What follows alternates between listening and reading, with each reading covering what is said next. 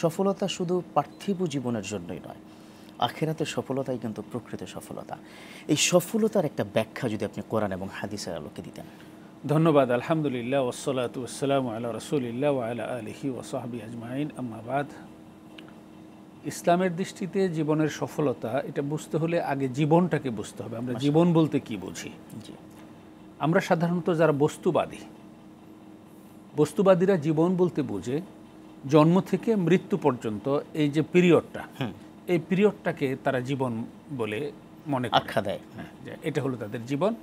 তো এর আগেরটা হলো জীবনের আগে, এর পরেরটা হলো জীবনের পরে, এই মাঝখানে এটুকুকে তারা জীবন মনে করে।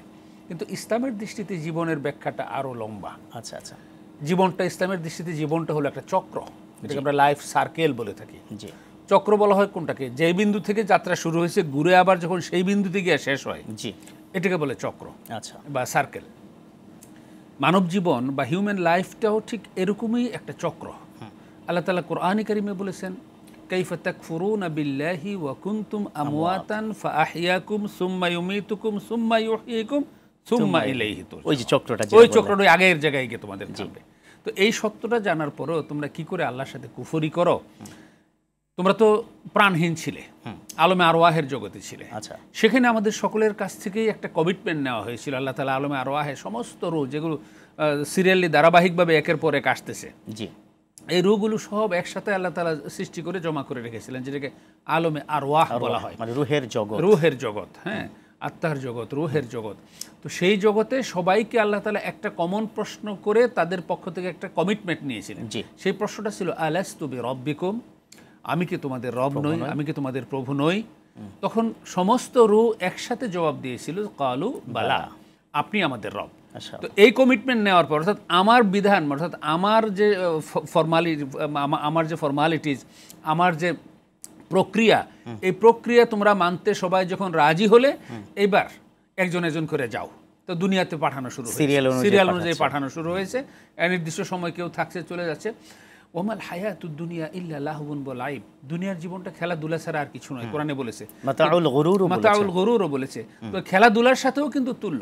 যেমন আমরা সব আমাদের একটা ক্রিকেট দলকে যখন হয়, দলের ম্যানেজার তাদের কাছ থেকে আনুগত্য নেওয়া হয়, আমাদের কমান্ড সব মেনে তুমি কাজ করবা, হ্যাঁ সব ঠিক আছে, মানে সে দলের জন্য জান প্রাণ দিয়ে করবে। তারপরে 11 জন প্যাভিলিয়নে বসায়, একজন দুইজন করে পরপর নামে আউট হচ্ছে, পরপর নামে আউট হচ্ছে, কেউ 0 রানে আউট হচ্ছে, কেউ সেঞ্চুরি করছে, কে কখন আউট। মানে মাঠে নামার একটা সিরিয়াল আছে, কিন্তু মাঠ থেকে ওঠার কোনো সিরিয়াল নেই। মানুষের জীবনটাও ঠিক এরকমই। দুনিয়াতে আসার একটা সিরিয়াল আছে। প্রথমে দাদা আসবে, তারপরে বাবা আসবে, তারপরে ছেলে আসবে, তারপরে নাতি আসবে।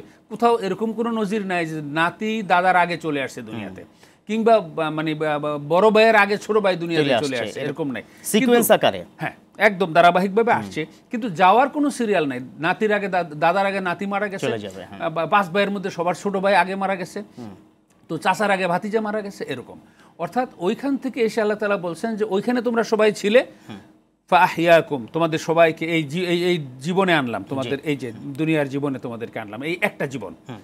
সুম্মা ইউমীতুকুম, তোমাদেরকে আবার মৃত্যু দিব। সুম্মা ইউহয়িকুম, আবার জীবন দিব। তার মানে জীবন দুইবার।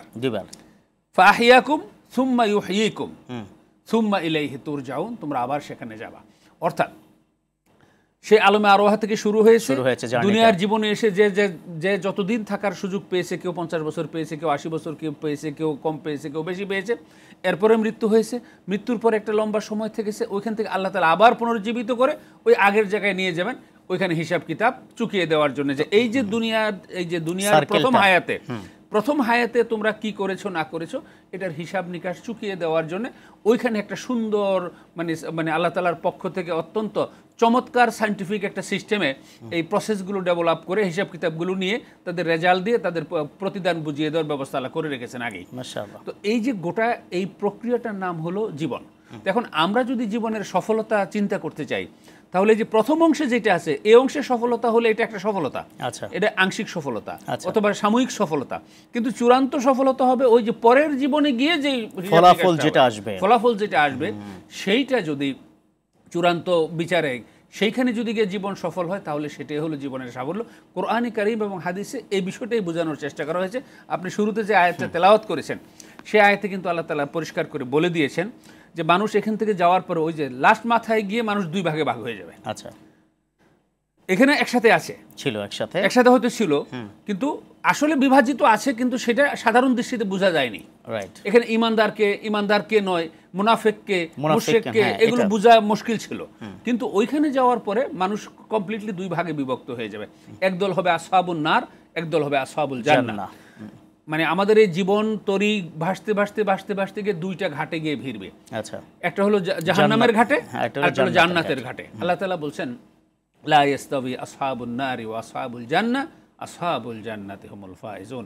যে যাদের মানে যারা জান্নাতের অধিবাসী হবে এবং যারা জাহান্নামের অধিবাসী হবে, এই দুই দল কোনো অবস্থাতেই সমান নয়।